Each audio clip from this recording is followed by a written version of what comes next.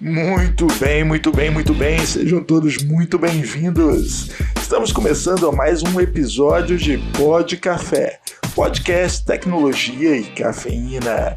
Meu nome é Anderson Fonseca, o Mr. Anderson, e hoje nós estaremos falando sobre o Covid Effect, a transformação digital da sua empresa motivada pelo coronavírus. Pois é, não foi o CEO, não foi o CTO. Quem provocou a transformação digital forçada das empresas foi o coronavírus. E agora como é que fica? Pois é, o futuro chegou e ele é pós-apocalíptico. Aqui com vocês é Guilherme Gomes, Account Manager da Access Software, e como já diria o Renato Russo, o mundo não é mais como era antigamente. Então, assim, tudo está mudando e a gente vai ver hoje como o Covid-19 afetou e vai afetar nossas vidas aí nos próximos meses. Aqui é Diogo Junqueira, VP de Vendas e Marketing da Access Software. Estamos aqui hoje com um convidado especial, vou deixar ele mesmo se apresentar e nós vamos poder falar um pouco mais como esse vírus está motivando e transformando a vida de todo mundo. Olá pessoal, meu nome é Paulo Kenzerski, eu sou presidente do Instituto da Transformação Digital.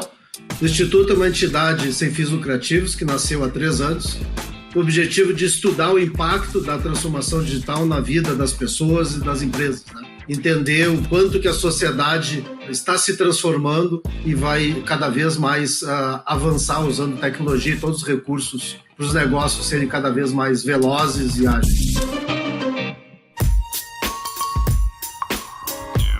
Esse papo, que na verdade é um papo muito interessante, né? Quando as coisas são aceleradas desse jeito, você tem novos resultados por causa de algo inconveniente. Me faz lembrar a seguinte frase: perdi 500 calorias em 2 segundos. Minha coxinha caiu no chão. Você é obrigado a perder, não tem mais opção. E é isso que está acontecendo com o mundo. Surgiu essa pandemia e quem está digital, quem está preparado digitalmente, tem condições de levar uma vida normal. E quem não está, como é que fica? Ou se digitaliza ou morre, ou então surgem novos meios, mas com certeza a tecnologia tem sido um ponto crucial. É a primeira vez na história da humanidade em que nós enfrentamos uma pandemia, enfrentamos uma situação em que temos tanta tecnologia a nosso dispor.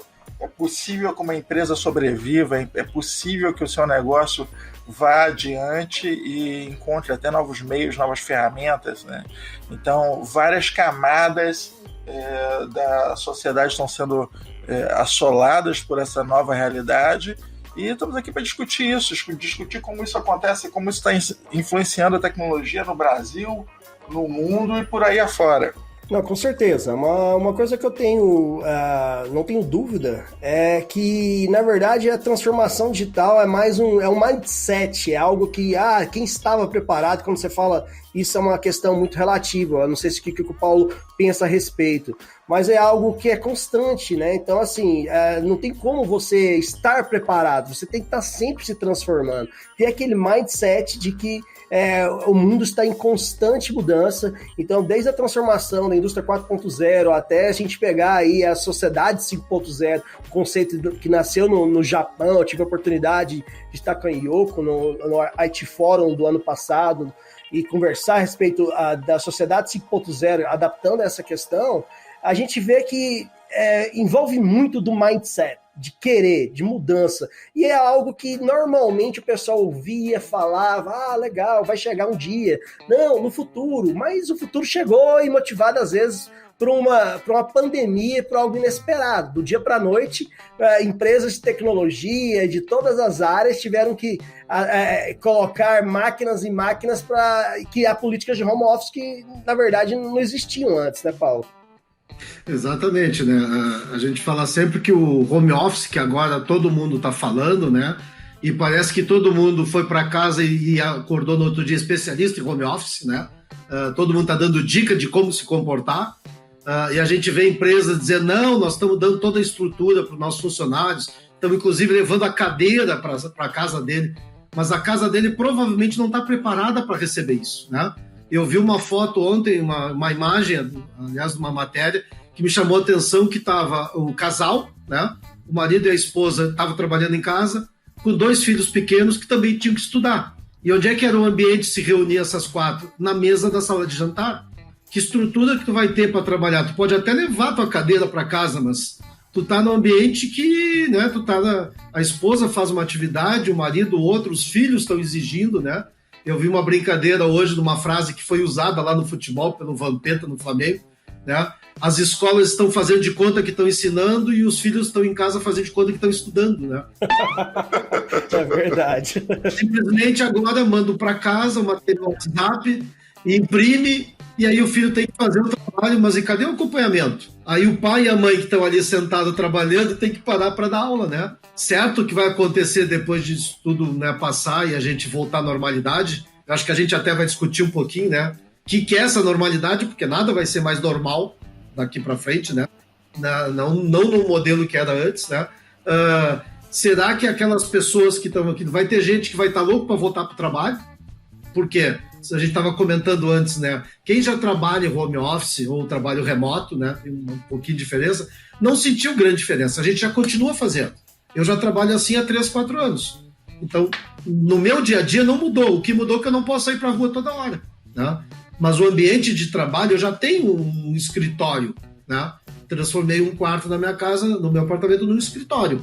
Tem todo equipamento. Agora, aquela pessoa que saía todo dia de casa para trabalhar, ela teve que adaptar. Ela teve que fazer uma adaptação na sua... Se ela não tem espaço, e é o que aconteceu com essa matéria que a gente viu, né? Tava ali a salinha de jantar, toda de vidro, né? Uma mesinha que cabe 4 pessoas, tinha 4 pessoas. Como é que tu vai trabalhar assim, né? É uma adaptação que todo mundo está dizendo, né? A gente teve que trocar o pneu com o carro andando. Então, essa coisa da transformação digital, que está muito glamorizada, né? O mundo inteiro está fazendo transformação. A gente pode até voltar um pouquinho, né? Para todo mundo entender por que só se fala em transformação digital agora. Década de 60 nasceu, né? Comentou até, nasceu no Japão os programas de qualidade. O Japão, pós-guerra, precisava mostrar para o mundo que os seus produtos eram bons. O que ele fez? Ele criou um programa de qualidade. Isso nasceu dentro da indústria. Então, foi da indústria para fora. Chegamos à década de 80, né? Quem é da minha geração, né, passou pela fase de que as empresas precisavam instalar um ERP, um sistema de gestão, que foi algo extremamente traumático, né? Porque veio de cima para baixo. Alguém chegou um dia naquela empresa e disse, não, para tudo, a partir de agora tu vai usar um ERP, né? E aí houve naturalmente um boicote, né? Porque as pessoas são sempre contrárias. Aversas a mudanças, né?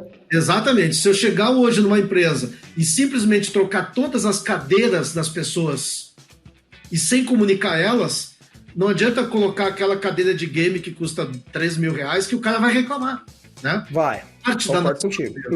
Então, a década de 80, o ERP foi um grande trauma na vida das empresas, porque foi uma decisão de cima para baixo. Em 2000, a gente teve, eu digo que foi o primeiro grande fake news, né, da era digital, que foi o bug do milênio, né? O bug do milênio. Que teve gente dizendo, olha, não ande de avião no dia 31 de dezembro, porque o avião vai cair. O avião não caiu, mas foi investido milhões de dólares, né, naquela história de preparar as empresas para o bug do milênio, né, para a virada.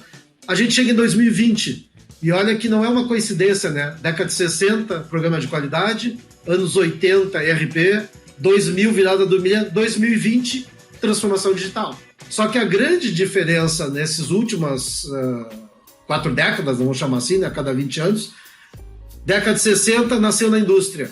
A indústria precisava mostrar para o mundo que seus produtos tinham qualidade e nasceu o programa de qualidade. Década de 80, de novo, a indústria percebeu que ela precisava montar um sistema de gestão, né, que atendesse do chão de fábrica à área de venda, e aí nasceram os RPs. Década de 80 foi a indústria de software, né, que os preços caíram muito, né, e precisava vender. Tem até uma matéria que fala, né, a Intel criou o milagre do bug do milênio, porque foi a que mais vendeu. Só que nós estamos chegando em 2020, a transformação digital não nasceu nas empresas. E aí é o que é o trauma de todo empresário, né? Ela nasceu aonde? Ela nasceu no consumidor, extremamente conectado. Todo mundo fala, o consumidor é 4.0, é 5.0. A empresa é 1.0. Então nós temos uma diferença do modelo de comportamento. E isso que está causando todo esse trauma nas empresas de transformação digital. Porque, ao contrário, né, dos últimos 150 anos, sempre nasceu de dentro da empresa para fora. Só que agora é o contrário, é o consumidor que está exigindo. Então, a gente já estava vivendo no Brasil nos últimos 2 anos, mas fora, e principalmente na Europa, 5, 6 anos, um processo de transformação das empresas, né? Tentando entender quem é esse consumidor, o que ele está fazendo, porque ele está conectado 24 horas e as empresas não estão preparadas para isso. Então, a empresa, ela pensa que ela está colocando tecnologia, ela está fazendo transformação. O Instituto faz um estudo sobre maturidade digital, a gente avalia 25 itens, e esse estudo eu não falo com a empresa, porque se eu for perguntar para a empresa, se eu perguntar para ela, vocês estão usando ferramentas digitais? Estamos. O estudo mostra um dado que eu acho que é o ponto central disso. 90% das empresas estão usando o WhatsApp. Então elas estão usando uma ferramenta digital, né, moderna, que todo mundo usa. Só que ao mesmo tempo que 90% delas estão usando, 99,9%, e a gente já fez estudo com quase 5 mil empresas, elas continuam atendendo no WhatsApp em horário comercial. Então o que é isso? É uma empresa que ela está usando ferramentas digitais, mas ela está pensando de forma analógica. Ela continua abrindo as portas às 9 da manhã, né, 8 horas, 9 horas, fechando às 18 horas. Só que o consumidor está conectado 24 horas do dia. Então, se eu entrar, como eu entrei essa semana, no site às 11 da noite, eu não quero esperar o outro dia o horário comercial. E aí o coronavírus, né, o que aconteceu com ele? Ele fez que as empresas todas fechassem as portas e elas não estavam preparadas para isso, né? Poucas estavam, né, como vocês comentaram. Algumas empresas são mais digitais, né? Então elas continuaram, já tinham uma operação de e-commerce, já faziam um trabalho... Isso tanto de perfil de negócio quanto de infraestrutura também, né? Porque temos alguns negócios hoje que já nascem com esse perfil novo, né? Esse perfil digital, e tem outros que a infraestrutura está preparada. Você falou um negócio muito interessante que é o público-alvo, né? A população, né? Tem aquela frase, o artista vai onde o povo está, né? O que acontece? Hoje o teu consumidor, ele não está batendo na porta da tua loja, Não, ele tá no sofá de casa, sentado com o celular na mão, e ele quer ser atendido de lá. Aliás, eu vou nem dizer sofá de casa, porque você falou um negócio fantástico, o cara tá levando a cadeira do trabalho pra casa. Não tá de sacanagem, o cara leva a cadeira embora. Então ele tá lá sentado na cadeira que ele levou da empresa pra casa, mas ele quer ser atendido. E antes esse atendimento era uma pizza que o cara pedia, agora não é mais uma pizza, agora é tudo. Abre a porta, Mariquinha. Eu não abro, não. Sai pra lá com esse corona. Vou ficar nessa poltrona sem a contaminação. Abre a porta, Mariquinha. Antes ele era o consumidor que pedia a pizza, pedia o lanche. Ele agora virou a empresa atendendo o usuário em casa, né? Eu fiz uma contratação do serviço e a menina na ligação me disse, olha, o senhor me desculpe se eu ouvir alguns barulhos estranhos, porque eu estou lhe atendendo de casa. Uma empresa sempre trabalhou com uma estrutura física gigantesca, né? E aí eu, vou aproveitar e vou conversar com ela, né? E aí eu fui conversando, né? Tá, como é que tu tá reagindo? A gente estranhou muito no início, porque eu ia todo dia para a empresa, me deslocava. Então, esse impacto, né, que não foi natural, porque as empresas não decidiram isso, né? Eu digo sempre assim, a transformação está acontecendo por uma necessidade, não por entendimento. A empresa não... Concordo. Eu vou fazer transformação digital. Não. Veio de cima para baixo, né? Veio pelo Covid. Então... o que o Anderson fala, que a gente está fazendo uma pocket home office, a gente comprou a transformação digital, já foi, não tem tempo mais, a gente não está fazendo um teste. Isso já foi aplicado e enfiado a goela abaixo. Você queira ou não, a transformação digital bate na tua porta e já foi. Não, e aí que tá, eu acho que bateu a necessidade de transformação digital, mas as empresas, eu vou dizer que a grande maioria não estavam preparadas. Então, assim, igual o Paulo comentou, de repente vi bastantes restaurantes na minha região que não tinham nem entrega de iFood, grandes restaurantes de nome, entendeu? Eles tiveram que começar a fazer o nome deles para entrega em aplicativos, iFood, Uber Eats, depois que aconteceu o coronavírus. Eles não se preocupavam com isso. Por quê? Porque restaurantes que estavam sempre cheios, estavam sempre lotados, precisavam de reservas, etc. De um dia para a noite, aquele faturamento já era. E aí? Eles tiveram que começar a fazer atendimento. Tô falando num segmento básico, que já tem estrutura pronta, de terceiro. Agora você coloca isso para redes de supermercados. Eu mesmo estou evitando ir no supermercado. Se eu posso comprar online, vou comprar online. Material de limpeza, eu só compro na Amazon ou na Magazine Luiza e assim por diante. Eu não quero ficar saindo para ir em um lugar ou outro numa situação dessa. Eu quero facilidade na minha mão. E aí até grandes bancos, né? Você pega aí os bancos digitais, tanto que mudou o perfil, a concorrência em relação a esses bancos. A facilidade de abrir uma conta digital hoje, você tá com cartão de crédito, tá tudo funcionando, estou falando de minutos. Antigamente você tinha que sentar na frente do seu gerente, conversar, levar papel, levar copa disso, daquilo. O pessoal dos bancos começaram a ver isso. E eu vi uma matéria ontem no Infomoney que o pessoal do Itaú Unibanco disse que o coronavírus acelerou a digitalização dos processos em anos. Ou seja, é realmente algo que está forçando aí e é algo inesperado, que está gerando uma série de confusão, tanto para o pessoal da TI, que é uma área, vamos dizer assim, que é acostumada a lidar com tecnologia, mas para toda a empresa, porque não era algo que, no meu ver, os CIOs viam com bons olhos. A maioria do pessoal ainda pensava assim, não, eu preciso que o pessoal esteja aqui, aquela cultura, bater ponto, das 8 a tal hora, eu tenho certeza que eles estão aqui naquela baia deles, trabalhando, e achando que aquilo é produtividade. E você comentou, vocês estão há 4 anos de home office, a gente está há 11, e a gente tem uma política, cara, eu não quero nem saber se o Gomes está na praia, na verdade o Gomes eu tenho certeza que ele deve estar na praia, ele mora perto de Maceió, entendeu? Então assim, não me importa onde ele esteja, desde que tenha um entregável. Eu não quero saber se ele entra 8, 6, se ele tá meia-noite e meia lá trabalhando ou não. É a questão de a forma de lidar com esse tipo de colaborador tem que ser diferente. É uma visão que tem que passar pela liderança. E eu acho que pelo que eu conversava muito com CEOs e CIOs durante ano passado, fui em 40 eventos de tecnologias maiores. O pessoal, não, transformação digital legal, em alguns anos, não, e acho que daqui de 5, 10 anos, eu acho que vai ser isso. Cara, a hora que aconteceu assim, do dia pra noite, política de home office em indústria era completamente proibido. De repente tá lá aquela pilha de notebook e o pessoal precisando de solução para gerenciar isso, precisando de solução para questão de data leaks, de segurança, e precisando de a parte cultural, né? O RH não estava preparado para lidar com esse pessoal. E aí qual você falou, chegou lá na mesma maneira que foi o estudante, os filhos, a esposa e o pai. E às vezes tem uma mesa de 4 lugares. E aí? Como é que tá funcionando isso lá? Não foi algo planejado. Deve estar uma loucura, porque tá todo mundo tendo aula aí nos aplicativos, no Hangouts, Zoom e assim por diante. Tá uma loucura. O problema com o equipamento também, porque as crianças nem sempre têm seus terminais, né? Então, os pais ainda têm que compartilhar o terminal com a criança para poder estudar. Tem esse fator ainda, falta de máquina, às vezes criança fazendo aula no iPhone ou no celular, enfim... foi algo que eu acho que nunca mais vai voltar a ser como era antes.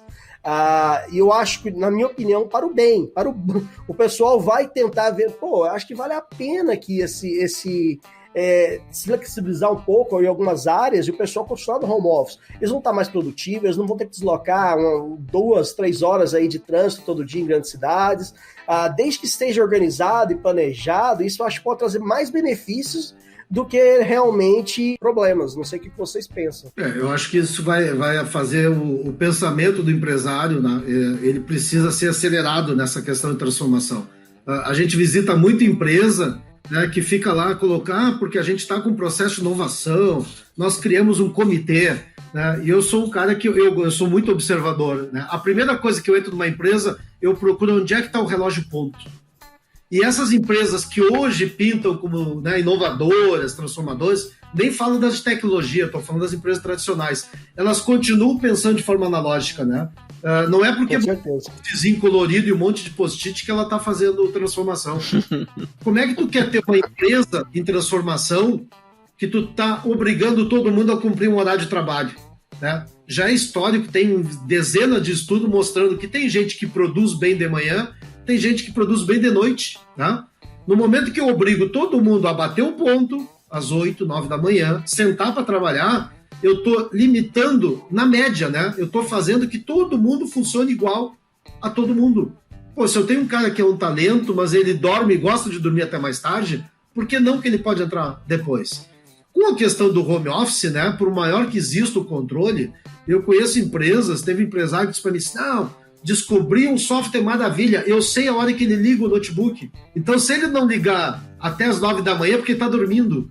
De meu amigo, se ele puder dormir até as 10, se ele tiver que te entregar um relatório que seja às 11 da manhã, qual é a diferença dele ter feito às 5 da madrugada ou às 9 da manhã? O que interessa é que ele vai te entregar às 11. É o entregável. É o entregável. A gente sempre fala, é o entregável. Esse tipo de pensamento não é um home office. O cara acha que a casa do funcionário não virou uma filial dele, né? Só faltou lá ir lá na junta comercial. É um ferial, vamos bater ponto, que faz parte aqui da nossa infraestrutura. Cara, tá mandando até a cadeira. Cara, vamos mandar a cadeira. Nada mudou. Eu conheço empresa que a telefonista liga para os funcionários para saber se eles estão acordados. Nossa. Aí a gente separa um pouquinho home office e trabalho remoto, né? O que é home office? É a pessoa que está indo fazer um trabalho da sua empresa em casa, né? Que nem precisa ser necessariamente em casa, né? Isso é outra que eu já ouvi. Ah, mas eu sei se o cara está em casa ou não. Mas peraí, se o cara tem que produzir, o que tem, né? Como o Anderson está na beira da praia lá. O que tem dentro? É lógico. O que tem que ser um beach office, né? Pode ser um beach office, pode ser um hotel office. Ele tem que entregar, ele tem que ser produtivo e entregar de qualidade, né? Isso está se percebendo, porque o empresário ele perdeu um pouco desse poder, esse controle, né? De que ele olhava todo mundo na empresa, ele sabe quem bate o ponto. Uma das coisas que o Instituto faz, ele faz um trabalho dentro das empresas, né? Que é o que a gente chama de uma mentoria e transformação. A gente sempre busca o recurso humanos para dentro dessa discussão e normalmente ele está apartado disso, né? O grande problema da transformação digital é que, como a gente está falando de pessoas primeiro, né, tem que mudar a cultura, tem que começar pelos recursos humanos, né? E normalmente começa pela TI, então recursos, né? Ele de novo não entrou nesse avião, ele ficou do lado de fora e não participou. E aí a gente sempre pergunta, uma das perguntas-chave que tu pode perguntar para qualquer empresa, mais inovadora que seja, como é que tu trabalha a questão de promoção do teu ambiente de trabalho? Aquela pessoa que falta muito, ela concorre à promoção? 99% dos casos eu escuto não. Então tu não está premiando a qualidade do trabalho, tu está premiando a pontualidade. Então, cara, que eu não produzo nada, mas eu bato o cartão todo dia no horário, né, 10 minutinhos antes de começar a trabalhar, eu vou concorrer à promoção. Eu posso não produzir nada, mas eu estou concorrendo porque a regra lá do passado era isso, né? Pô, o que é o bom funcionário? É o cara que chega 10 minutos mais cedo, que nunca se atrasa, que nunca... Tá, ele é bom ou ruim? Não importa, ele tem que cumprir essas regras. Se ele não cumprir, ele já está fora do processo de avaliação, de promoção. Então, a grande discussão que a gente traz é as empresas não estão buscando talentos, elas estão buscando empregado. Em inovação e transformação digital, como é que tu vai atrair alguém, né, dessa geração mais jovem, que ela está buscando empresas com propósito, né, que ela quer crescer? Na minha geração, eu tenho 59 anos, estou na portinha de 59. Estou quase no grupo de risco, né? Agora é assim, né? Olha, eu sou grupo de risco ou eu não sou grupo de risco, né? Abre a porta, Mariquinha. Eu não abro, não. Tô trabalhando aqui em casa, tô toda descabelada, de pijama e pé no chão. Abre a porta, Mariquinha. O que acontece nisso nas empresas? As empresas não estão buscando talento, elas estão criando regras, né, que é a mesma regra de quando eu fui contratado há 30 anos atrás. Continua igual. O processo de seleção ele é extremamente analógico. Ele pensa no passado da pessoa, né? Eu vejo empresas querendo contratar um gerente de transformação digital que exige que ela tenha no mínimo 10 anos de formado. Mas para quê? Se a transformação está começando agora, por que eu preciso ter alguém que se formou há 10 anos atrás? Eu preciso ter alguém tem habilidade do momento, não conhecimento do passado. Exato. E às vezes alguém que 10 anos atrás não tem o mindset das novas tecnologias, da nova onda, né? Então, assim, de um dia para noite surge uma rede social nova, um TikTok, que às vezes alguma empresa tem que se promover lá, usar aquilo ali como ferramenta. E é algo que ano passado talvez ninguém sabia o que era TikTok. Hoje eu vejo minha filha toda hora fazendo dancinha no TikTok. E aí, quem tá fazendo merchan lá? Quais empresas estão investindo lá já, entendeu? Porque, isso, querendo ou não, são instrumentos de marketing aí que faz parte da transformação digital. Eu tenho certeza que investir lá para um público-alvo X, eles vão ter o resultado, né? E isso aí, muitas vezes eu observo que às vezes o pessoal quer realmente pegar as mesmas estratégias analógicas e aplicar no mundo digital. Ah, não, vamos fazer esses banners assim, vamos aplicar e vamos lançar para tudo que é lado. Isso aí às vezes não acontece. Então, o marketing digital também, em muitas empresas, é muito fraco. Quando você pensa no content marketing, no inbound marketing, que envolve uma série de fatores aí que já engloba essa parte de transformação, de entender, focado no customer centric, né, que vamos dizer assim, já não acontece em muitos lugares, né? E é algo que já deveria estar acontecendo há muito tempo. E eu vejo todo mundo falando isso. Não, nós temos realmente aí um projeto de transformação digital e tá acontecendo com um grupo de estudo. Eu queria realmente... Que pena que eu não estou tendo a oportunidade de encontrar esses mesmos pessoal nos eventos, mas eu queria perguntar como é que tá aquele grupo de estudo de transformação digital que você não comentou no ano passado. Não, é algo que a gente vê bastante. É o pessoal tentando trazer os projetos analógicos para o mundo digital e achando que isso é transformação digital. O mesmo processo, na mesma linha. Colocar isso numa ferramenta online não é uma transformação digital. Pegar aquele processo enrijecido, é complicado, e só subir isso para uma ferramenta não é uma transformação digital. A gente tem um cliente que ele precisa de 11 assinaturas para rodar um processo. Se ele ir para uma ferramenta rodar um contrato. Se ele precisar ir para uma ferramenta de assinatura online, ele ainda precisar dos 11 contratos, das 11 assinaturas, ele não melhorou esse processo. Ele simplesmente pegou o processo que era no papel e levou para o digital. Isso não só para a área de TI ou para a área de marketing, mas... Ele vai ganhar tempo, mas ainda não melhorou o processo. Sim. Mas ele não fez uma transformação digital, né? Ele só automatizou um pouco o processo. Aí tem uma diferença muito grande de você fazer as coisas de um jeito diferente, né? Você reescriturar. Não é só você simplesmente copiar e colar do analógico para o digital, né? Semana passada saiu aí nas redes um artigo sobre o Elon Musk contratando gente para departamento de inteligência artificial lá da Tesla. E o critério dele eu não tenho critério. Se o cara é bom, eu contrato. Não quero nem saber se o cara tem segundo grau. Ele vai fazer um hackathon na casa dele, né? E basicamente não importa o que o cara é formado ou não, vai ter um hackathon na casa dele e de lá. Se ele passar nos testes, cara, o cara pode ter 12 anos de idade, ser um gênio e ele vai ser contratado, entendeu? O cara sabendo fazer é parte de skills, né? Às vezes o skills é muito mais importante que o MBA pendurado na parede. O que está acontecendo agora, tá? A gente percebe em muitas empresas que o próprio empresário está se dando conta que ele tem lá um gerente, um diretor, que está 20 anos na empresa, né? Que sempre foi o cara, o bambambam de tudo. Esse cara está paralisado. Ele não sabe o que fazer.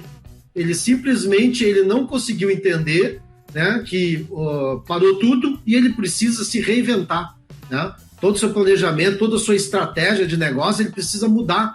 E ele, como era um cara que normalmente ele era contra, ele foi contra o e-commerce, ele foi contra a adoção das redes, ele foi sempre contrariando tudo o que estava acontecendo. Ele chegou no momento que ele não sabe o que vai fazer. Eu já tive 2 ou 3 pessoas, né, donos de empresas, dizendo: olha, tu percebeu aqui nosso gerente na nossa reunião online, ele parece que ele está escondido, né?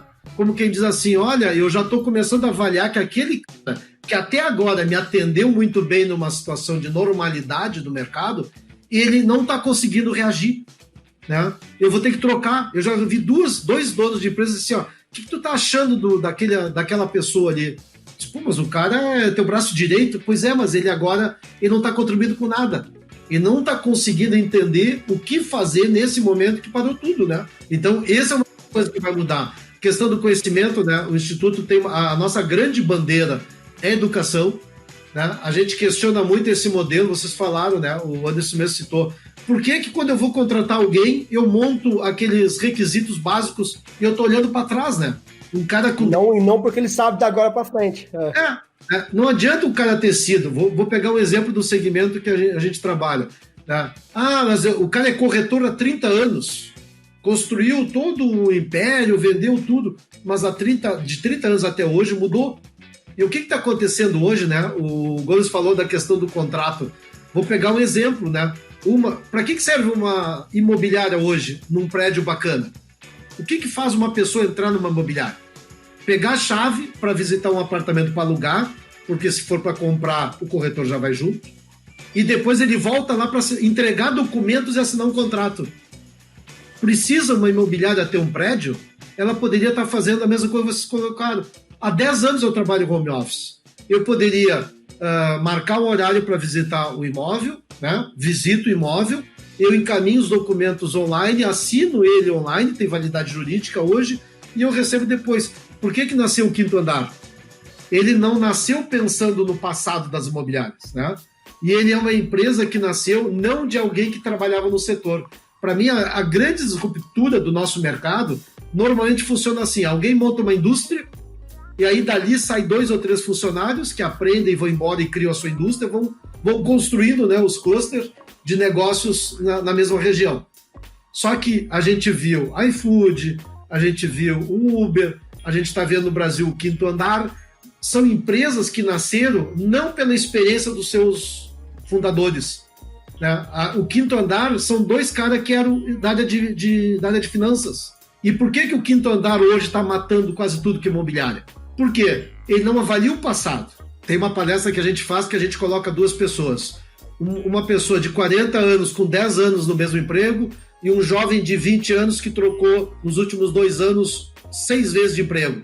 E a gente pergunta, se vocês fossem dono da imobiliária, aquele cara que faz análise da condição financeira, para quem que vocês iriam alugar o imóvel? Para aquele cara que tem estabilidade, né? Pô, o cara está 10 anos, né? Ele tem condição de pagar, ele não vai perder o emprego hoje. Só que o mundo mudou, né? Se os 2 perderem emprego ao mesmo tempo, aí eu vou dar um dado do nosso Ministério do Trabalho. O cara de 40 anos, com 10 anos de estabilidade no emprego, ele vai levar 8 meses e meio para voltar para o mercado de trabalho. Aquele outro que trocou 6 vezes em 2 anos, ele leva 24 dias para voltar para o mercado de trabalho. Para quem que o Quinto Andar vai alugar o imóvel? Para aquele que vai voltar para o mercado em menos de um mês, que não vai deixar de ser inadimplente. Aquele cara que está 10 anos no mercado de trabalho, ele vai levar 8 meses para arrumar um emprego. Porque ele é um cara, a não ser que ele tenha, né, fora da curva, ele tenha continuado estudando, ele está continuando se aperfeiçoando, não é o que acontece um cara que está 10 anos num cargo sênior, né, naquela zona de conforto, eu sou o chefe, eu estou bem tranquilo aqui. Se ele perde o emprego, ele vai ter dificuldade para voltar. Então, a imobiliária tradicional olha o passado, a Quinto Andar olhou para o futuro. E aí ela se transformou num unicórnio no Brasil, né? Por quê? Porque os donos não eram um cara de imobiliária, os donos eram um cara da área financeira. Então eles usam o mesmo modelo quando alguém vai pedir o dinheiro no banco. Né? E aí o que está acontecendo com os bancos tradicionais? Né? Não adianta fazer marketing e ir para o país das maravilhas, quer dizer, para o Facebook, dizer que o mundo é lindo, que a empresa se digitalizou, porque não é que acontece. Né? O Instituto foi abrir uma conta num banco, né? Um banco famoso, todo vermelhinho, que não é o Bradesco, né? Abra sua conta digital. Maravilha, né? O que eu posso fazer por você hoje? Eu quero abrir minha conta. Aí tu preenche todos os dados que pedem no site. No final tu recebe o e-mail 48 horas depois, dizendo: pegue os originais dos documentos e leve. Isso é um negócio sensacional, cara. Totalmente digital, né? Totalmente digital. E aí? O que eu vejo, 2 pontos que é fundamentais, e quando você comentou, por exemplo, do Quinto Andar. O pessoal que fundou, ele pensou naquele cliente, pensou no Customer Centric, que é o movimento central da transformação digital. Como você falou lá no início, deixa de ser algo que vem da indústria, do dono da empresa, e, cara, você tem que focar no que o seu cliente está fazendo. Se o seu cliente está ali no sofá, está na praia, está em algum lugar e quer às 11 da noite comprar um microfone, um webcam novo ou alugar um imóvel, ele tem que estar disponível. Se eu quero abrir uma conta meia-noite, eu quero abrir uma conta meia-noite. Isso vai acontecer. Eu comprei ontem uma série de material de limpeza aqui e já era o quê? 1h30 da manhã, porque lembrei que eu tinha que comprar. Terça-feira tá aqui com o Amazon Prime. Então, assim, isso é olhar o consumidor no centro do negócio, né? Exatamente. E isso aí vai. As empresas que não olharem, não pensarem dessa maneira, elas vão ficar cada vez mais desatualizadas e vão ficar fora do mercado breve, de uma maneira simples. Aí vem aquelas perguntas que eu escuto muito de CIOs, mas aonde está a segurança dos dados?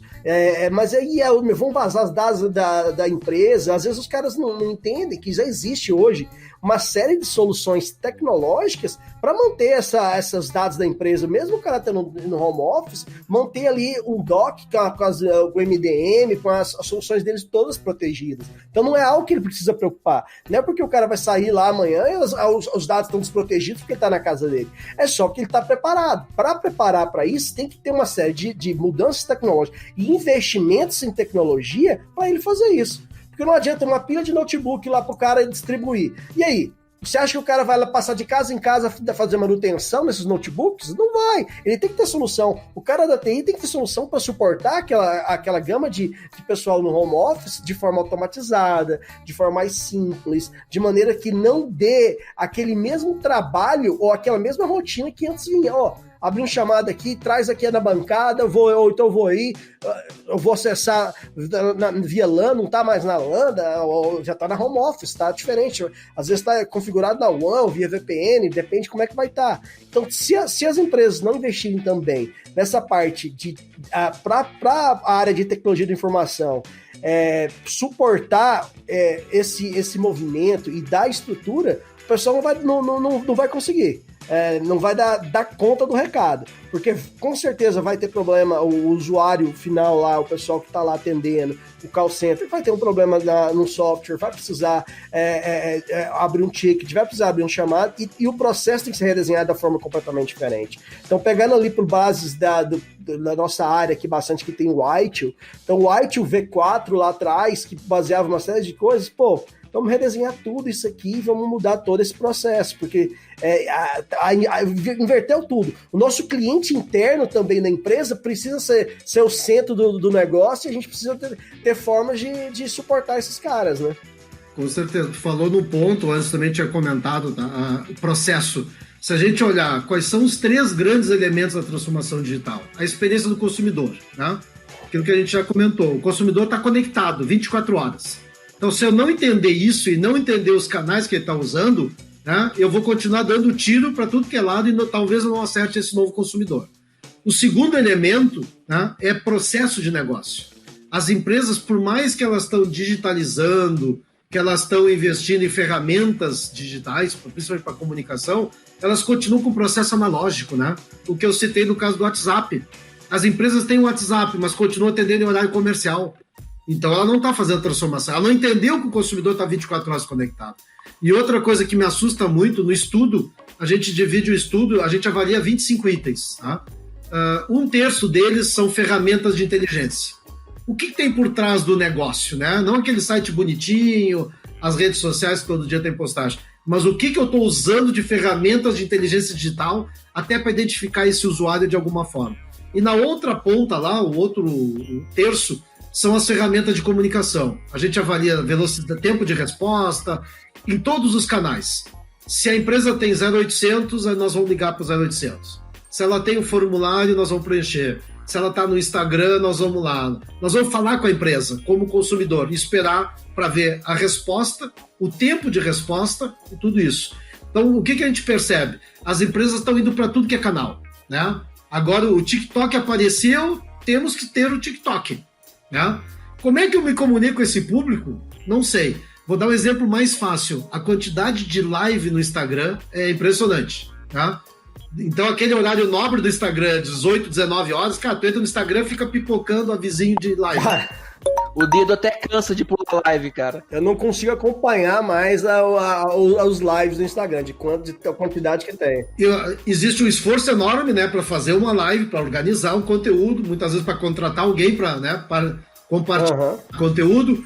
Termina a live, o que a empresa sabe daquelas pessoas? Sabe nada. Nada. Então a gente continua agindo como no século passado, que a gente entra numa loja, compra com cartão de crédito, compra com dinheiro, a gente paga, vai embora e o empresário vai para trás do balcão e reza, pelo amor de Deus, que essa pessoa volte amanhã. Nós continuamos fazendo igual, né? Mudou a tecnologia. Hoje a live no Instagram é o usuário que compra. Um dado do estudo que, né, sempre impressiona, depois até posso passar para vocês olharem, a gente avaliou a questão das ferramentas. Tá? O WhatsApp é aquele dado que a gente mostrou. 90 e poucos % usam, mas quase 100% usam em horário comercial. E o mais impressionante é que 87% de quem usa o WhatsApp não é um WhatsApp da empresa, é um funcionário. É uma pessoa que normalmente é aquela pessoa mais ligada. Se for numa loja, vendedor tem WhatsApp. Então o vendedor vai usar o seu WhatsApp para conversar com o cliente. Não, isso vou te falar que é quase 100%, hein?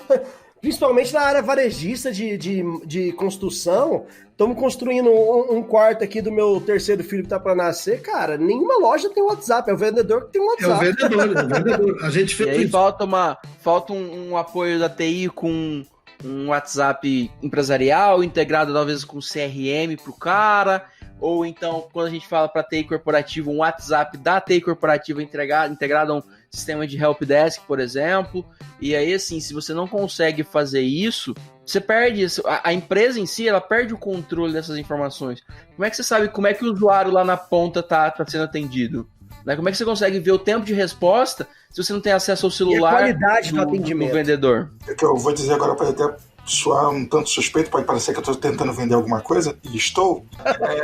Eu vou falar da integração aqui da ferramenta da Wordstell com o Service Desk, que é justamente essa a proposta. Você tem ali o WhatsApp integrado com o seu Service Desk, você faz o atendimento via WhatsApp. Porque, assim, adianta você também sair atendendo... Também com os outros CRM. Isso, porque assim, adianta você sair atendendo localmente pelo WhatsApp também, você não ter registro nenhum disso, você não ter... Não adianta. KPI de como foi atendido, se foi atendido bem, se foi respondido, e ter o histórico daquele cliente para a próxima compra dele, você já sabe, e aí, fulano, como é que foi? Deu certo aquele pia que eu te mandei, deu aquela torneira, você está precisando de alguma outra coisa, e assim por diante, né?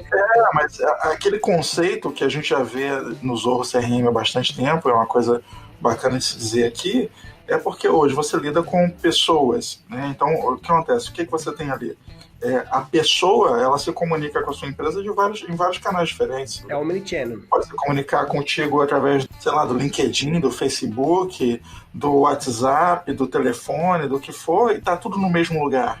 E quando aquela pessoa entra em contato contigo de novo, você tem um histórico daquela conversa. Você consegue continuar pelo WhatsApp a conversa que você começou no Facebook e assim por diante, porque tá tudo integrado. Você tem um sistema por trás, você tem uma proposta por trás. Você não tá fazendo uma gambiarra, você não tá, eu tô aqui, tem mais esse canal, e acumula uma bagunça não sistematizada.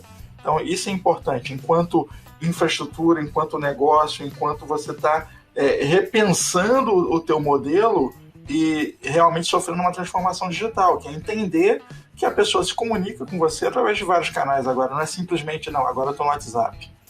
Anderson, eu vou te passar uma lista de contatos, tá? A gente fez o estudo da indústria de moda, e essa indústria, né, a indústria do Ceará, a indústria de Pernambuco, ela tem uma particularidade que 90 e poucos % delas têm lojas físicas, tá?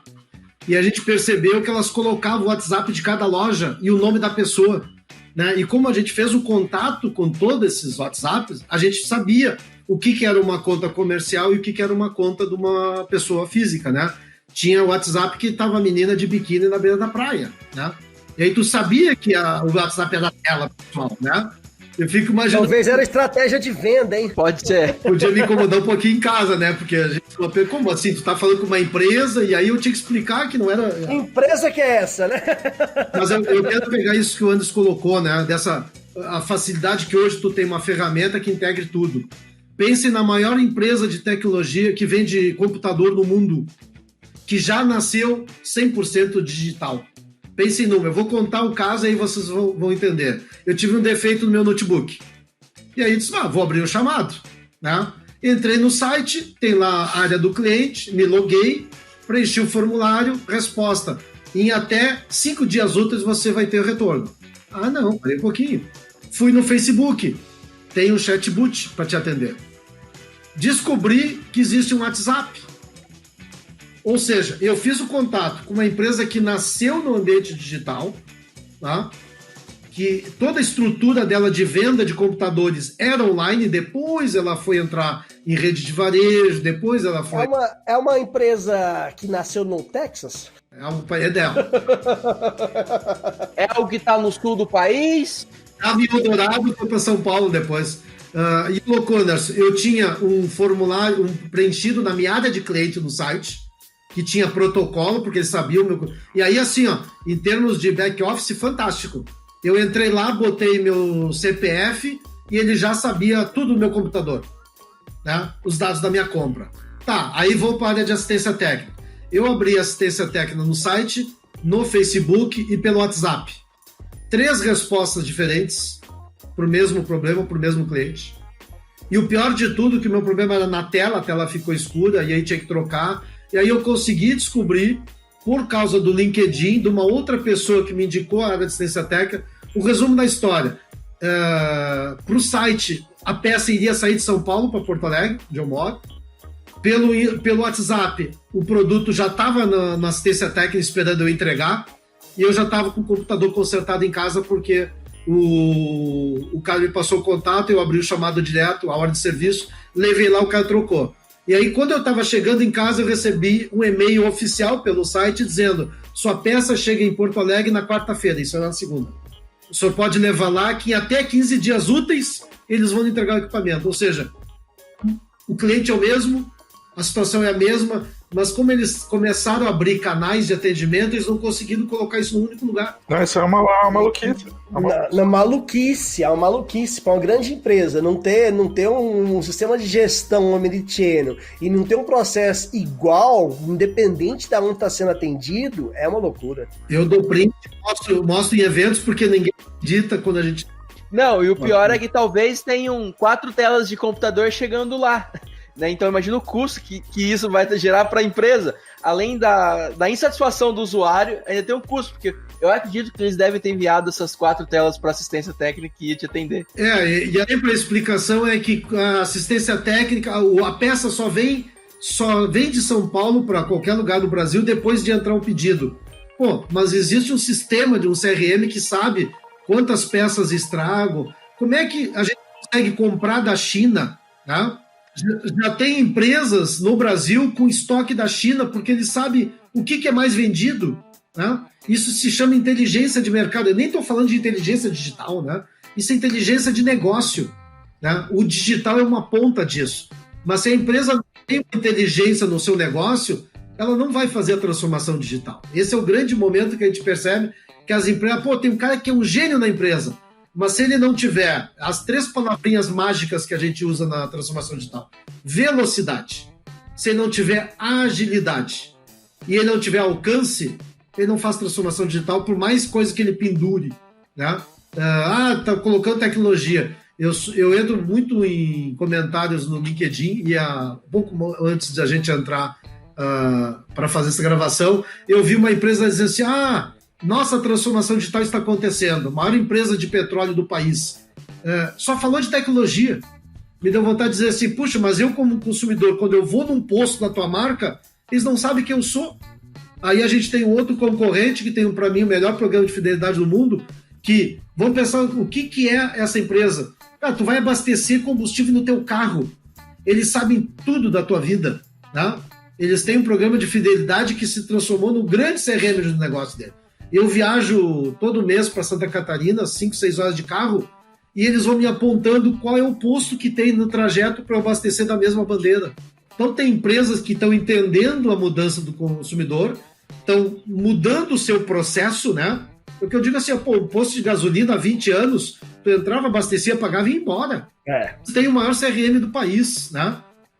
Se eu demorar a abastecer, eles vão me avisar, olha, seu Paulo, tô sentindo tua falta. E aí as grandes redes, né, que tem uma tecnologia por trás, rede de varejo, supermercado, que tu citou, não sabe quem é o cliente, tá? Eu tenho comprado, também não posso sair quase, mas eu tenho 2 supers a 1 quadra de casa, eu tenho comprado pelo Rap aqui, que faz um trabalho fantástico de buscar, e o supermercado, que deve estar numa fase mais ou menos boa, né, ele não sabe quem eu sou. Então, quando a gente voltar, teoricamente, àquela normalidade daqui a pouco, esse super, ele provavelmente vai quebrar, porque ele não entendeu que esse é o momento dele saber quem é o cliente dele. Ele não sabe quem é o cliente dele. Né? Ele continua botando avisinho na porta, fazendo anúncio em tudo que é lugar, não que outras plataformas não gerem resultado. Mas no momento que tu sabe quem é teu cliente, tu tem que te comunicar com ele. Tá? A gente pergunta no estudo, a gente avalia todas as empresas que a gente fez contato no WhatsApp, eu posso contar nos dedos de uma mão quantas voltaram a falar comigo. E o contato é de alguém interessado numa compra de um produto daquela marca. Então, ele fez uma parte do trabalho. Alguns, né, me responderam. Mas e depois? Não houve nenhuma ação de relacionamento. Então, quando a gente fala no segundo elemento, que é processo de negócio, o processo tem que ser mudado. Vou para o terceiro elemento ali, modelo de negócio. Tá? A grande discussão que a gente leva para a empresa é: pare de pensar com a cabeça de industriário, pare de pensar com a cabeça de varejo. A gente precisa pensar como uma empresa digital. No momento que a gente começa a pensar como uma empresa digital, a gente não pensa como uma indústria, porque a indústria tem aquele modelo de processo. Já foi o tempo que alguém fabricava, alguém distribuía e alguém vendia. Quais são as empresas que estão se dando relativamente bem e vão sobreviver esse período? Aquelas que entenderam isso. Né? Tu pega uma indústria de calçados que aqui no Sul o mercado demitiu 5 mil pessoas, nós vamos encontrar na outra ponta um Arezzo que não demitiu e está contratando. Porque ele disse o seguinte: eu me preparei antes, não para a pandemia, porque ninguém sabia o que ia acontecer, mas eu me preparei para a transformação digital que estava acontecendo. Então ele se preparou, assim como o Magazine Luiza, né? Isso que é um grande exemplo, Não é de 2019, não é 2020.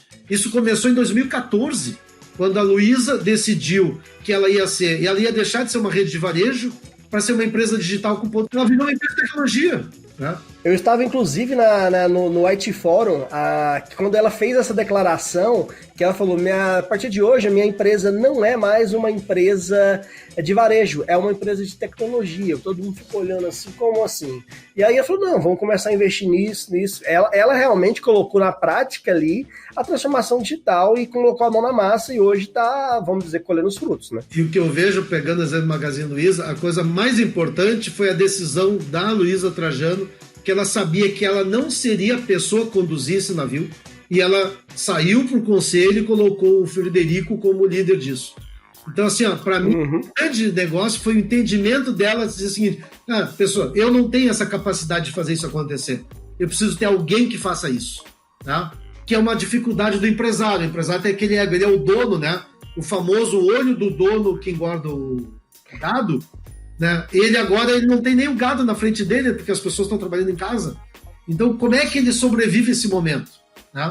Ele não entendeu a transformação, ele está tentando trocar o pneu com o carro em movimento, e vai ser uma grande dificuldade de fazer isso. E aí ele está lado, né? Ele está digitalizando tudo. Só que quando as coisas voltarem àquela normalidade, né, que não vai ser a mesma, ele vai sofrer um grande baque, porque ele criou uma colcha de retalho. Ele não juntou tudo, né? Que o Anderson falou, cara, ele não tem um sistema que consegue identificar quem é o cliente, hábitos, perfil, tempo de... Ele não tem isso. Ele foi colocando coisa, ele foi pendurando lá. Tem que ter e-commerce, então vamos colocar. Vamos vender no iFood? Vamos vender no iFood. Eles foram botando para tudo que é lado.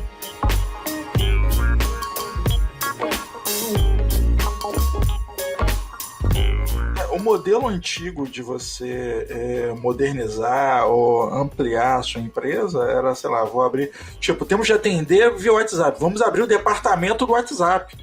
Ele contrata um grupo e vira um departamento, só que ele não se comunica com o resto, você começa a criar penduricalhos, as coisas não funcionam assim. Ao invés de mudar o sistema organizacional para todo mundo poder atender ao omnichannel e ter um sistema só, e não importando de onde vem a requisição, se vem do seu Instagram, vem do seu WhatsApp, do Telegram, do seu e-mail, do seu call center, qualquer um pode atender, desde que tenha um processo desenhado, desde que tenha um sistema bem implantado, e assim por diante. E se for em home office, também dá para atender. E com proteção de dados, sem ter certeza que não tem data leaks e assim por diante. É só uma questão de investimento e planejamento, que é o que não foi feito. E essa questão que citou da Luísa, é a que a gente chama de transformação de liderança, né? Então, assim, a liderança tem que entender que de duas uma, ou ela vai ser capaz de fazer aquela transformação digital de top-down, ou ela tem que colocar alguém ali para realmente fazer. E tem que entender isso de forma crua e nua, que a verdade dói.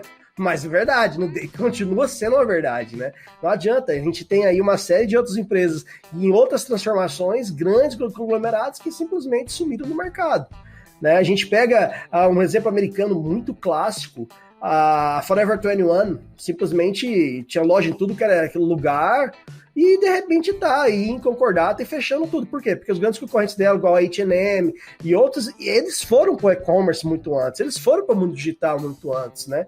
Então simplesmente você pega Não, poderia ter comprado a Netflix lá atrás e achou caro. Poderia ter criado, comprado, é um exemplo classicíssimo. Sumiu. Então, assim, é um processo, é um mindset, e eu acho que o coronavírus está provocando, ou está fazendo que as lideranças raciocinem e tenham a oportunidade de pensar, é que não vai ser mais como era antigamente, que aquele plano de fazer um projeto de transformação digital, sei lá, para daqui 4, 5 anos, rasga isso e vão falar, não, a transformação digital é algo constante, é algo agora, que precisa de planejamento, precisa de instrução, consultoria, né, Paulo? Que é para saber aonde a gente pode melhorar, aonde a gente pode investir, que tipo de tecnologia a gente precisa e assim por diante. E uma pergunta que eu deixo aqui, nas nossas vidas, como é que vai ser o day after com essa questão aí de transformação desse período de pandemia que tá todo mundo aí, né, trabalhando a trancos e barrancos, alguns outros, a gente como nós aqui privilegiados já estávamos acostumados a essa questão do home office, mas como é que vai ser o day after? Porque eu tenho certeza que vai ter gente que vai sentir falta de continuar trabalhando de casa, que vai ter que se adaptar, e claro, vai ter aqueles que não gostam de mudança de forma alguma, né? Eu diria, brincando, mas é sério, que o primeiro setor que mais vai ganhar dinheiro na volta à quase normalidade são as empresas de transporte, porque, né, todo mundo vai ter que voltar com as cadeiras, mesa, tudo aquilo. Então essas são as empresas que primeiro vão ser beneficiadas, né? Mas tirando essa brincadeira, né, o que a gente percebe, né? O mundo não volta mais ao que é. Nem de 8 a 80, né? Vai voltar tudo ao normal porque as pessoas logo esquecem. Não, isso não vai acontecer. Vou dar um exemplo que aconteceu comigo e deve ter acontecido com vocês. Há 4 anos, quando a gente decidiu, no final de ano, que a gente iria fazer os 30 dias aqueles de férias, o pessoal ia trabalhar home office, e na volta ninguém mais quis voltar, eu inclusive não quis mais. O que a gente percebeu? As pessoas, a gente se preparou, né, para ter estrutura de todo mundo em casa para trabalhar. Nós tínhamos na época em torno de 2 horas e 15 de deslocamento por dia. Isso dá 8 horas de trabalho por semana. Né? Então, assim, é uma hora perdida, que a pessoa todo dia tem que sair de casa para trabalhar, vai voltar. Aí a gente percebeu assim, não, vamos trabalhar dessa forma. Então foi algo que aconteceu antes, né? Agora foi meio atropelado. Então a gente vai perceber que muita empresa vai se dar conta que o cara vai olhar o seu custo fixo e vai dizer assim, por que eu preciso estar nesse prédio? Por que eu tenho que estar nessa avenida top se eu posso ter... E funcionou, né? Óbvio que tem alguém que, né, deve ter dormido o dia inteiro, mas a maioria funcionou normalmente, né? Alguém ficou só de office? Alguém ficou de inteiro, mas na média a maioria vai funcionar. Eu vejo muita gente comentando, dizendo, puxa, mas não é que a produtividade está igual. Não está igual, está melhor. Porque a pessoa está fazendo em menos tempo, né? Pô, se eu tenho que entregar um negócio que eu trabalharia até às 6 da tarde, se eu posso terminar às 4 horas e mandar para o meu chefe, e das 4 às 6 eu vou assistir filme, vou fazer minha academia em casa, vou para a piscina, vou dormir, né? Isso é que importa, o cara entregou o trabalho até antes. Então eu vejo muita gente dizendo assim, o pessoal começou a Puta, as entregas estão funcionando, tá tudo bem. Sim, as pessoas muitas delas estão felizes, né? Isso é importante. Qualidade de vida, né? Aí a gente vai ver as empresas que têm um propósito, né? Não aquele propósito da paginazinha lá no postzinho no Facebook, mas um propósito real. Pô, eu quero ter um funcionário feliz. Eu tenho funcionário que leva a filha todo dia no colégio 1h30 da tarde. Ah, mas antes ele tinha que começar a trabalhar 1h30, não podia levar. Ele agora leva. Para ele sair dessa empresa que ele está hoje, ele tem que receber uma proposta muito melhor para sair. E já aconteceu no nosso caso, o cara ser atacado por algum concorrente, e ele disse para mim, olha, aquela empresa me convidou. Eu digo, por que não foi? O salário era melhor? Era mais ou menos. Mas lá eu tenho que cumprir o horário, aqui eu não preciso. Tu começa a perceber o lado das pessoas, né? O lado da pessoa que tá... Imagina em São Paulo, que o cara ficava 4 horas para se deslocar. É desumano. A cada 2 dias ele perdia um. E do outro lado o empresário começa a perceber, puxa, mas eu tenho coisas que eu posso trabalhar. Óbvio que uma indústria, né? Um chão de fábrica, não. Mas tem muita empresa que pode. Eu citei exemplo de imobiliária, né? De empresa que trabalha com telefonia. Na frente do meu prédio onde eu moro, tem uma empresa de 3 andares onde o pessoal trabalhava com venda de telefonia. Cara, 3 andares, um monte de gente... Faz sentido, Pra quê? Né? Hoje os caras estão trabalhando em casa, e aí o dono vai olhar e vai dizer o seguinte, olha, eu não preciso mais daquele prédio. Então, imagina o impacto que vai ter isso no mercado imobiliário, né? As empresas que vão construir imóvel para daqui a 2, 3 anos não vão construir como eles construíram há 3, 4 atrás. Por quê? Dentro da casa, talvez tu vai ter que pensar, eu vou criar um ambiente, né, um home office, já para a pessoa ter lá a sua estrutura. Vai ser diferencial de imóvel, pô. Tem esse apartamento aqui que tem essa sala anti-ruído. Por enquanto, essa criança louca que você tem tá batendo panela na sala, você conseguir trabalhar. É fantástico. Eu tenho um cliente que é uma incorporadora que ele já estava construindo o imóvel com um espaço de coworking. E aí, na última reunião, ele disse assim, mas será que o espaço de coworking no futuro vai servir? Ou tu vai ter que ter um espacinho a mais dentro da casa, em algum lugar, embaixo da escada, num cantinho preparado para isso? Então, imagina toda a mudança que vai acontecer no mundo, né? No mundo todo, pelas pessoas, pela essa condição que muitos se adaptaram bem e vão questionar. Eu tenho certeza que vai ter gente que vai voltar à normalidade e o patrão vai dizer, volta todo mundo para a empresa, ele talvez queira procurar um lugar onde ele vai trabalhar dessa forma. Tá? Então as empresas vão começar a entender isso, né? Vão entender melhor o processo até de contratação. Eu preciso ter um talento, eu não tenho que contratar alguém para trabalhar num setor, eu preciso contratar alguém para trabalhar num projeto. E o home office é muito disso, né? A gente trabalha em projeto. Tá? Com certeza. Eu não preciso mais estar sentado do lado da pessoa, né? Marcar naquela sala de... Eu conheço empresas que têm no prédio 2, 3 salas de reunião e tudo concorrido. Não, às vezes demora 60 dias, né? Eu conheço empresa que tem 60 dias de fila para marcar uma reunião na sala, cara. Tem uma solução aí várias soluções aí que é só clicar um link, se reúne, grava, faz tudo que precisa e... Muita gente que não tinha comprado pela internet, que por causa da necessidade comprou, viu que é fácil, olha, funciona, né? Por que eu não vou comprar? Né? A digitalização dos bancos, né? Todo esse processo daquele auxílio lá, de R$600, quanta gente não tinha conta em banco, se viu obrigado a baixar o aplicativo lá da Caixa. E aí, vocês acham que ele talvez vai voltar a querer ficar numa fila, numa agência? Não vai. Hoje eu estava conversando com a diarista e a dela foi aprovada, abriu tudo certinho, e ela me contou, nossa, mas é tão fácil, né? Eu falei, pois é bem mais simples do que ir na agência. Toda vez que eu vou que eu passo na porta do banco, que eu vejo aquela fila assim, eu falo assim, por quê? É só isso que eu penso, por quê? Então a gente vai passar por uma volta à normalidade que nunca mais vai ser o normal que a gente vivia, né? Óbvio que há encontro, eventos, né, que estava comentando. Isso provavelmente vai ser uma das últimas áreas que vai voltar à sua normalidade. A experiência que as pessoas estão tendo, né? Tirando as lives do Instagram, que eu acho uma coisa... uma pessoa em cima da outra... A palavra que eu vou usar é bizarro. O teu convidado fica embaixo, né? Fica passando um monte de mensagem na cara dele ali, não consegue visualizar... Mas escutado no Instagram, eu tenho só escutado, porque eu não consigo ficar olhando aquelas duas pessoas. Eu ponho o fone no ouvido, o recado do cara, se é bom, a gente ouve, né? Então isso vai mudar, né? A própria educação que a gente está vendo, que eu disse no início, assim, o Instituto, a nossa base é trabalhar educação em todos os ambientes, né? A gente viu que escolas ditas top, né? do bairro classe A, que come uma cidade um assalto, está fazendo a mesma coisa de educação do que uma escola pública. Tá? Raras exceções. Então estão mandando para casa o trabalho pelo WhatsApp, o aluno que imprima, mas nem todo mundo tem impressora em casa. Né? Muitos não têm computador, tem um celular que não tem uma boa conexão.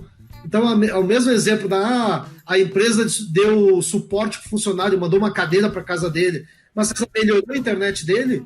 E aonde vai colocar essa cadeira, às vezes, né, cara? Vou colocar a cadeira, vou colocar na área, lá de fora, porque não tem espaço para colocar aqui dentro. Ninguém analisou, né, cara? É complicado. Assim. Só uma cadeira não é o suficiente, né, Anderson? Não é. Não, a cadeira não é suficiente mesmo. Mas isso é um negócio legal, a gente entra num paradoxo aí, tá? Porque o que acontece? Nós temos um monte de tecnologias disponíveis hoje, né? Igual eu tô aqui sentado de frente para uma impressora 3D, né? Alguém poderia me mandar, sei lá, uma ferramenta para cá, que eu imprimi a ferramenta e vou usar aqui. Mas, ao mesmo tempo, a gente está num contexto em que alguém manda um trabalho de escola e, peraí, tem uma impressora lá disponível. Ou seja, existe a tecnologia, mas ela não chegou para todo mundo. É igual a gente fala de realidade virtual. Quem usa? Né? Qual a aplicação disso?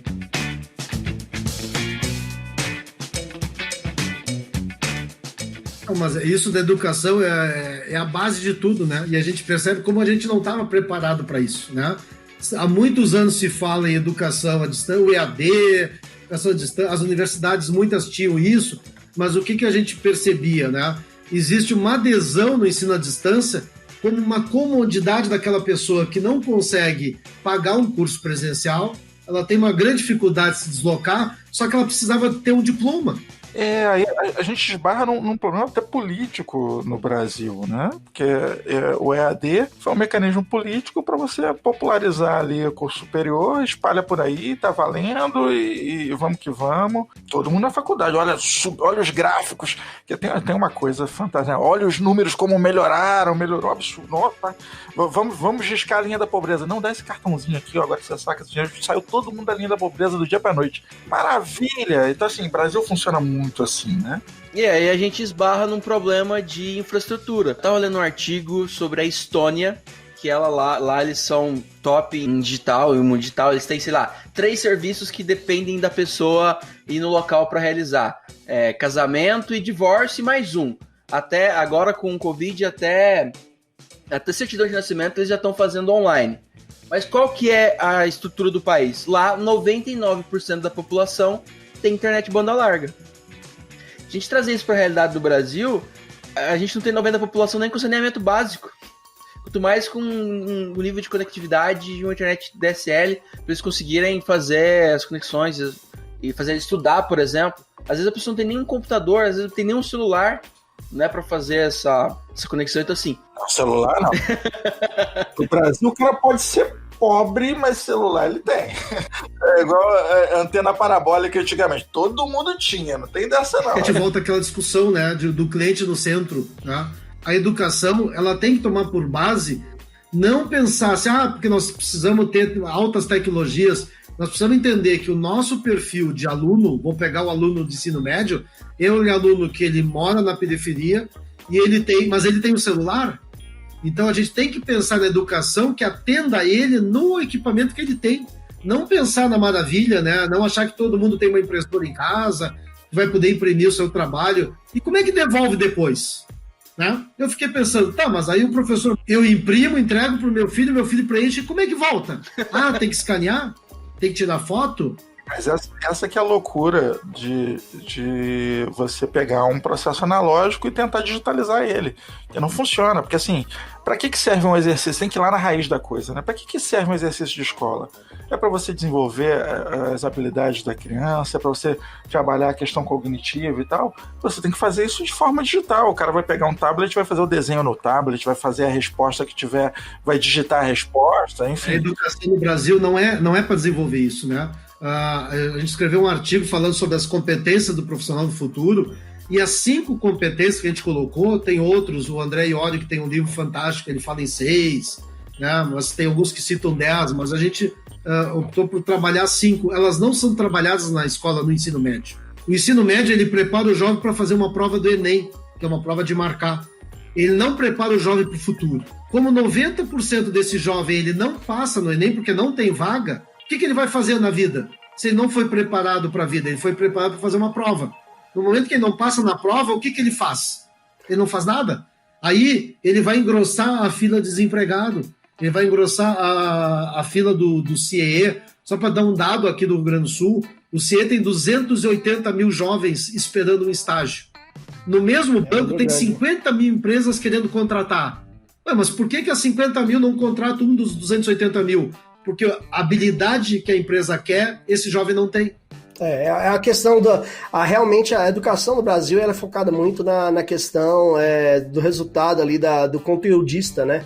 Então ela deixa de ser a preparar para os skills, preparar para a vida. Isso aí eu venho falando que o sistema de educação nacional é totalmente falido há muitos anos. Grande mudança, né? Que houve uma abertura na grade curricular que permite que até 20% do conteúdo seja preparado pelos estados e pelos municípios. Então vai permitir que uma cidade do interior do Rio Grande do Sul tenha um conteúdo diferente de uma escola do interior do Piauí, por exemplo, que tem outra realidade, né? Só que isso ainda está em discussão. O Instituto, inclusive, foi convidado aqui no Rio Grande do Sul para participar desse trabalho de elaborar a grade curricular com conteúdos que vai estimular as competências, né? Como eu disse, qual é o profissional do futuro?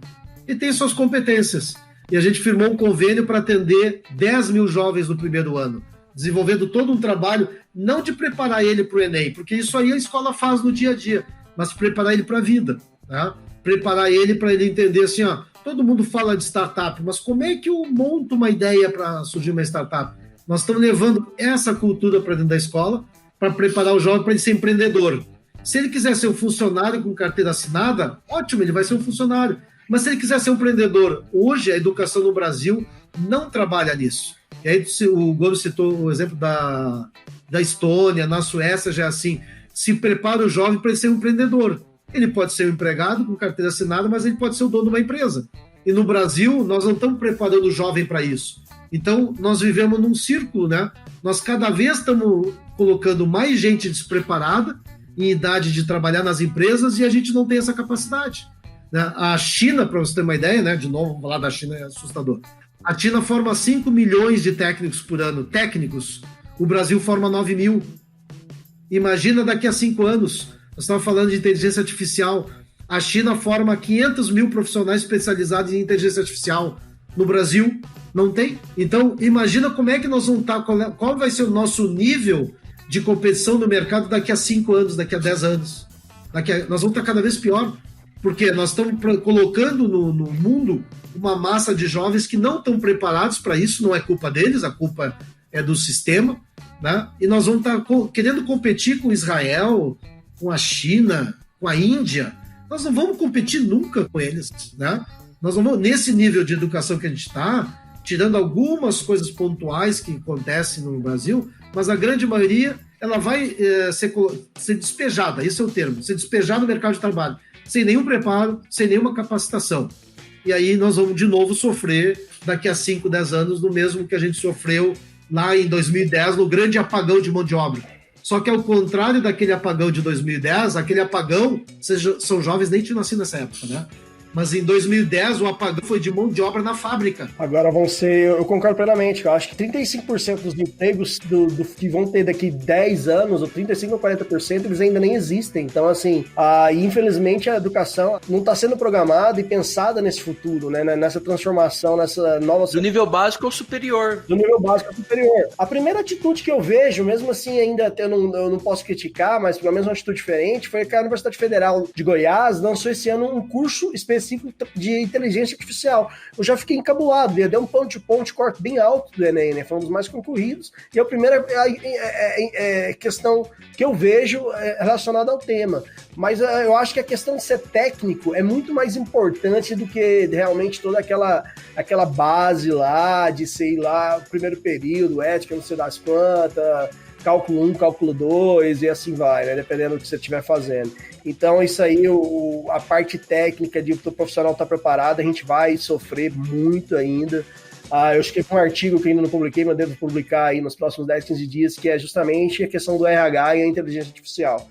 que é hoje, por exemplo, as nossas soluções de monitoramento de segurança, ela já tem com inteligência artificial embutida, ou seja, eu não preciso mais alguém estar no lá para ficar analisando o log, que é desumano, a inteligência, o software da Managing Engine, que é desenvolvido na Índia, né, ele já te fala que aquele padrão que o usuário está utilizando, está acessando, não é normal. Não é normal o usuário estar acessando aquele horário e copiando aquele tanto de arquivo. Ele aprende isso com o decorrer. Então, isso é inteligência artificial e vai ser aplicada a tudo. Vai ser aplicada aí ao nosso dia a dia, aos nossos padrões de compra, né? Então, quando você acessar lá seu site de e-commerce, tá aqui sua lista de compras. Você já faz tempo que você não comprou o seu café, ou você não, às vezes você tá lá, suas cápsulas já não tá em falta, Diogo. Então, assim, a pessoa tem que estar preparado para isso e é o que a gente está esperando. E às vezes foi o que aconteceu ontem. Eu tava lá navegando no aplicativo da Amazon e de repente, Diogo, quando você acha que você deveria comprar o seu Vanish, que era o que eu comprei ontem, falando a marca, pô?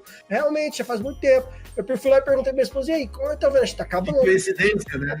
Entendeu? Eles já entenderam o padrão que eu compro, e já tem essa estatística que cada X tempo ele compra um litro de Vanish. Vou sugerir pra ele comprar agora, porque senão ele vai ficar sem. Fiquei feliz, porque eu não tive que ir no mercado, não tive que ouvir minha esposa falando, faltou o Vanish, entendeu? Pô, não comprou o Vanish, meu Deus! E o meu produto vai chegar just in time. Então, assim, é isso aí, tá focado no centro aqui.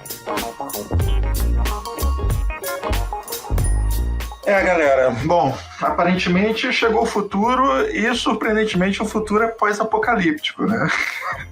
Nada vai ser como era antes, temos aí novidades comportamentais que influenciam em tudo, né? E eu não estou falando só de usar máscaras, nós estamos falando aí do comportamento do consumidor e tudo isso que impactou. E vamos para as nossas considerações finais. Hoje o conteúdo foi bem legal, acho que o Paulo deu uma abrangência bem boa pra gente sobre como as coisas estão, como elas deveriam estar e não estão no momento, né? Como a gente está, como o mundo está um pouco atrasado nessa transformação digital, mas eu acredito que o mundo vai mudar para melhor. Acredito que aí é um ponto positivo do Covid, vamos dizer assim, né? Um ponto de transformação positivo. Acho que a transformação digital tem tudo para facilitar a nossa vida e melhorar o nosso dia a dia. Acho que o home office já é uma realidade. A gente já tá aqui há 11 anos e, Diogo, você não vai me tirar do home office nunca mais. E é assim, eu acho que é isso. Essa transformação, a gente pode tirar um ponto positivo do Covid, apesar de todos os outros ser horríveis, mas acho que esse é um ponto positivo, que essa transformação acho que vem para melhorar e ajudar a gente no dia a dia. Perfeito, pessoal. A gente entende que a Covid-19 vai causar uma transformação em toda a sociedade, né? E a gente tem, por mais traumático que tenha sido, né, tem sido ainda, a gente precisa tirar algumas lições. E a gente percebe que a sociedade, né, ela vai se transformar, né, muito mais por necessidade do que por entendimento, mas a gente vai perceber, assim como todo mundo sempre no início de ano fala sobre tendências, né, a gente tem algumas tecnologias que elas tomaram uma aceleração muito grande. A própria inteligência artificial que a gente comentou vai ser cada vez mais utilizada, e a gente percebe que principalmente a área de saúde, né, ela vai sofrer uma grande transformação digital por tudo que aconteceu e está acontecendo. Então, a gente entende que o recado final é esse, a gente precisa estar atento, né? E aí eu convido todo mundo a acompanhar no Instituto. A gente tem o que a gente chama de hashtag Insights Transformadores, que são dicas, conteúdos, vídeos, e a gente tem uma série de eventos, né, uns webinars, que a gente aborda todos os temas que interessam as pessoas para a sua vida, para a sua família e para o seu ambiente de negócio. Então fica o convite para vocês conhecerem o Instituto aí, visitar o site institutodatransformação.com.br, e foi um prazer ter conversado com vocês.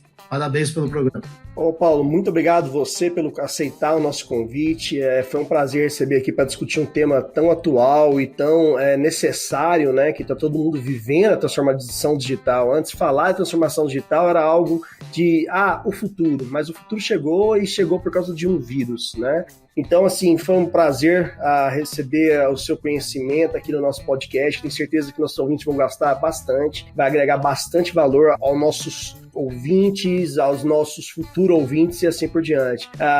Na parte de tecnologia, nós da C-Software que estamos à disposição para auxiliar a todas as empresas de qualquer área, na parte de privacidade, de trabalho remoto, de back office, para TI, auxiliar nessa transformação digital, pode contar com toda a nossa equipe e precisando de alguma consultoria aí, o Paulo e o Instituto de Transformação Digital está disponível para auxiliar e fazer essas perguntas, lembrando sempre que a transformação digital tem sempre o consumidor como o centro, que fica esse o recado e o mindset.